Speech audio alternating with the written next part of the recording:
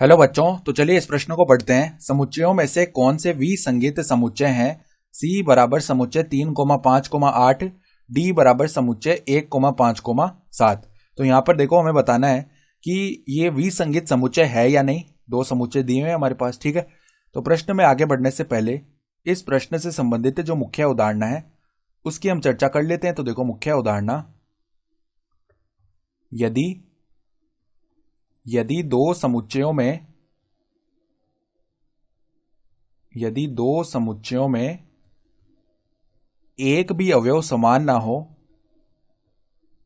एक भी अवयव समान ना हो, यानी कोई भी अवयव समान नहीं होना चाहिए, समान ना हो, तो वे विसंगत समुच्चय कहलाते हैं।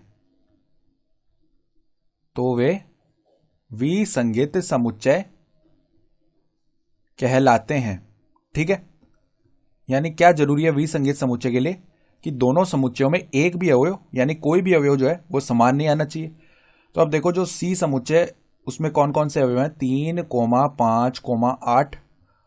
और डी जो समुच्चय है उसमें कौन से अवयव हैं? 1,5,7।